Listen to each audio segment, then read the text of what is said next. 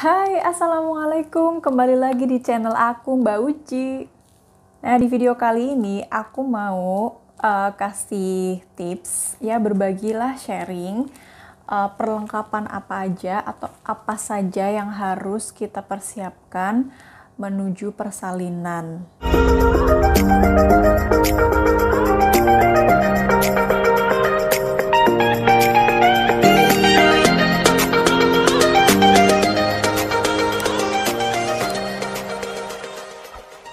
Kalau aku dulu nih ya, dulu waktu hamil tua gitu ya, ada beberapa yang nggak sampai mikir ke situ, lupa bawa ini, bawa itu. Nah, jadi nanti aku rangkum nih, aku udah bikin catatan. Ini ada beberapa yang harus dipersiapkan. Yang pertama itu kita ketika milih rumah sakit atau tempat melahirkannya, kemudian persiapan untuk si ibunya yang melahirkan, kemudian untuk perlengkapan bayinya, dan perlengkapan satu lagi yang mendampingi kita melahirkan, bisa mungkin suami ataupun orang tua ataupun kerabat kita gitu. Yang pertama adalah persiapan rumah sakit ya. Nah, aku tuh dulu pengalaman banget, niatnya kan mau melahirkan secara normal. Siapa sih yang nggak mau melahirkan normal gitu kan? Semua ibu kayaknya mendambakan lahiran normal gitu kan. Walaupun pada akhirnya aku normal juga sih, cuman lewat vakum, kayak yang video aku yang udah aku share. Jadi, saran aku nih ya, kita harus memilih tempat bersalin itu di rumah sakit yang lengkap. Kenapa aku bilang kayak gini? Karena kita tuh nggak pernah tahu proses melahirkan kita itu bakalan lancar ataupun ya mudah-mudahan sih lancar ya. Jadi kita harus siap-siap untuk kemungkinan terburuk nih.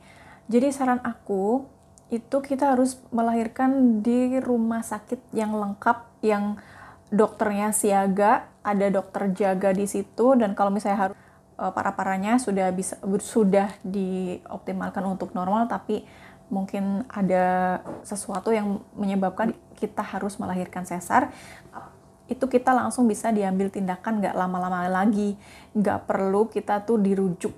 Misal kita udah pilih di klinik ya, ternyata ada hambatan ya, jadi itu bisa langsung ditangani lah, intinya seperti itu. Soalnya dulu aku punya pengalaman yang kurang enak, melahirkan di klinik karena harapannya bisa lahiran normal, tapi ternyata Tuhan berkehendak lain. Jadi waktu itu tuh karena sudah pembukaannya sudah penuh, sudah full, tapi bayinya nggak keluar-keluar. Akhirnya aku dirujuk di rumah sakit, dan dari klinik ke rumah sakit itu lumayan jauh. Jadi nyesel banget sih dulu aku kenapa nggak melahirkan di rumah sakit aja yang sekalian lengkap. Jadi jangan sampai teman-teman nih yang mau lahiran, jangan sampai kayak aku deh, harus dirujuk segala macem. Di situ tuh nggak enak banget, boncos juga ya, biayanya membengkak karena harus membayar di klinik. Habis itu kita harus pindah ke rumah sakit rujukan, dan di situ nanti susah juga mungkin nyari dokternya dan sebagainya. Ternyata dokternya nggak sesuai dengan yang kita inginkan gitu. Jadi jauh-jauh hari lah, maksudnya direncanakan teman-teman tuh mau lahiran di rumah sakit mana, dengan dokter siapa kira-kira yang teman-teman nyaman, dokter kandungan dan dokter anak kayak gitu. Atau bisa juga ketika periksa misalnya di dokter langganan teman-teman gitu ya, kira-kira dia itu dokternya prakteknya di rumah sakit mana, nanti bisa dikonfirmasikan, bisa diobrolkan kayak gitu. Begitu juga dokter anak, karena setelah kita melahirkan kan ada anak ya, dan itu biasanya ditanganin sama dokter anak. Jadi udah deh, mulai sekarang yang mau deket-deket persalinan nih bener-bener harus mantepin nih mau ke rumah sakit mana dan sama dokter siapa. Yang penting teman-teman harus lahiran di rumah sakit yang mempunyai fasilitas lengkap, dan kalau misalnya teman-teman nggak berhasil melahirkan normal, bisa langsung diberi tindakan, entah itu vakum, entah itu sesar, ataupun apa, dengan cepat. Jadi biar ibu dan anaknya selamat. Oke? Itu yang pertama. Kemudian kesiapan untuk ibu nih. Si ibu juga ada beberapa hal yang harus kita persiapkan. Yang pertama adalah KTP atau kartu identitas. Itu biasanya nanti digunain untuk pembayaran atau administrasi apalagi yang punya asuransi kayak gitu-gitu pasti kan membutuhkan kartu identitas. Kemudian yang kedua buku KIA ya, Kesehatan Ibu dan Anak yang kayak gini nih, yang warna pink. Biasanya kalau kita hamil kan dapat ini tuh dari posyandu. Ini dibawa supaya apa? Biasanya ketika kita melahirkan itu dicatat di situ bayi untuk apa ya, keterangan bayinya berapa kilo, berapa panjangnya. Habis melahirkan juga bayi kita biasanya divaksin atau diimunisasi. Nah, di situ nanti bidannya atau perawat di rumah sakitnya itu nanti mereka mencatat di situ. Ini berguna untuk pemeriksaan selanjutnya. Jadi setiap kita periksa, memeriksakan anak atau ngecek atau kontrol tentang anak atau datang ke posyandu, bawalah buku KIA ini biar kita nggak lupa gitu loh. Kalau kita bawa kan bisa langsung ditulis sama pihak nakesnya ya, tenaga kesehatannya. Jadi kalau kita periksa lagi misalnya beda rumah sakit ataupun beda bidan, itu mereka bisa memantau dari buku KIA itu. Terus selanjutnya siapin juga baju daster. Bisa daster, bisa baju apa aja sih yang bikin nyaman, terutama yang bahannya rayon kali ya, yang bahan kayak daster gitu. Yang busui friendly ya, jadi pastikan teman-teman itu punya atau perbanyak baju busui. Baju busui ngerti kan, yang depannya itu ada resletingnya ataupun kancing, ataupun sekarang kan banyak tuh baju busui yang bisa langsung dibuka, bukaan samping. Itu bermanfaat banget sih, mempermudah kita ketika mau menyusui kayak gitu. Terus waktu aku lahiran itu kan normal ya, sebenarnya pihak nakesnya itu lebih suka kalau pakai baju yang potongan, jadi atas sama bawah, bukan yang baju terusan daster yang terusan itu. Karena kalau baju terusan itu kan kita kan diperiksa mau melahirkan ya, itu harus digulungkan ke atas. Nah kalau bajunya potongan kita bisa bawa pakai jarit gitu kan, jarik ataupun kain. Jadi gampang, lebih gampang, proses persalinnya agak ribet gitu. Kalau ada, teman-teman siapin baju busui yang model potongan gitu. Itu bawa baju gantinya beberapa ya, jangan cuma sedikit, karena pokoknya kita nggak pernah tahu kita mau melahirkan normalkah, sesarkah atau apapun. Itu kita kira-kira bawa baju 3 atau 2 lah minimal banget. Sama dalemannya juga ya, dalemannya juga. Terus bra, kalau bisa tuh bra-nya itu yang jangan kenceng, karena kita kan jadi ibu menyusui ya, nggak usah yang kenceng-kenceng.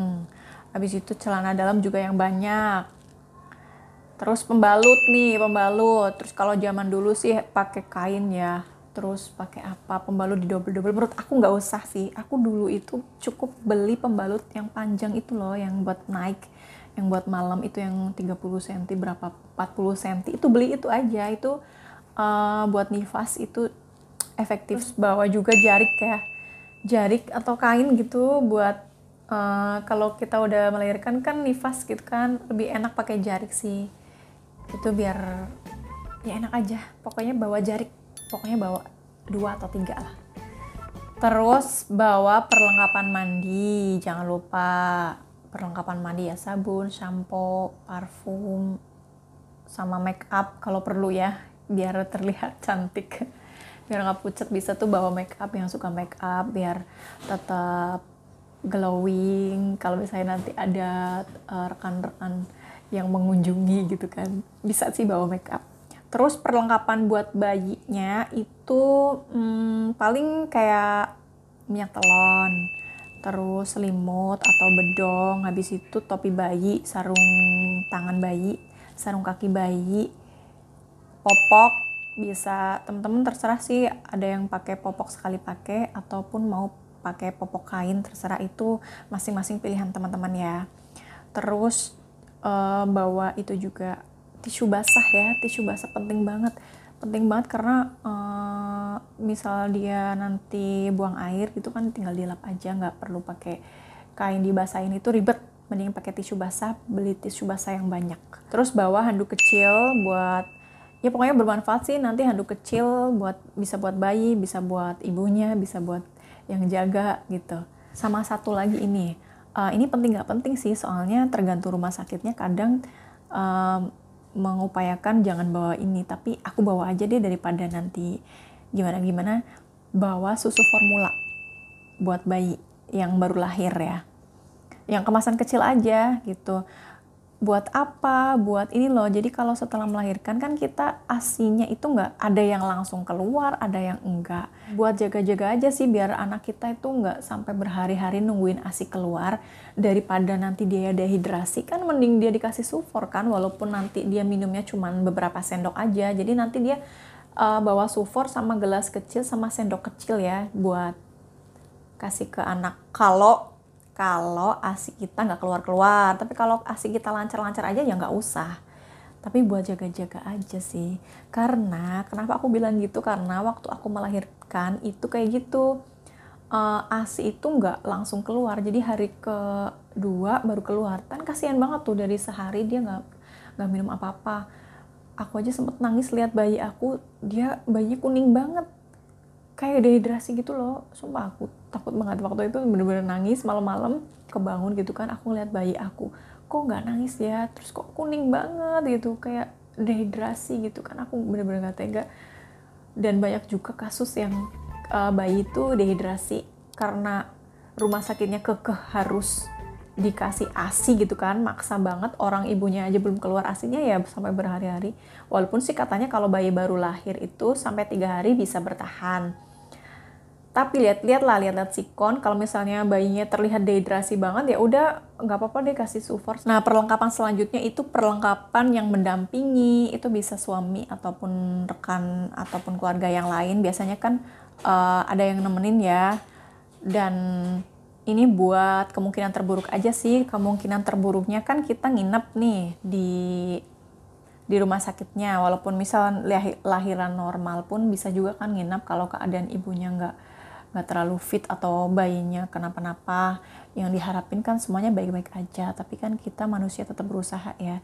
Jadi buat pendamping juga kayak suami itu siapin juga perlengkapan mandi, perlengkapan ganti gitu, baju ganti dan sebagainya, charger gitu, handphone dan lain-lain. Pokoknya dipersiapkan supaya kalau ada kemungkinan terburuk terjadi, kita udah siap. Nah, seperti itu. Kira-kira udah semua belum ya? Kalau menurut teman-teman yang udah pengalaman nih, apalagi nih yang belum aku sebutin tadi? Bisa tuh di-share di kolom komentar ya. Mudah-mudahan yang lagi menunggu persalinan, ibu-ibu hamil nih, mudah-mudahan diberi kelancaran, kesehatan, baik ibu dan bayinya, semuanya lancar, sehat, normal, dan gak ada halangan apapun. Amin. Terima kasih yang udah nonton sampai selesai. Sampai ketemu lagi di video aku selanjutnya. Jangan lupa subscribe dan tekan loncengnya ya. Dadah, wassalamualaikum.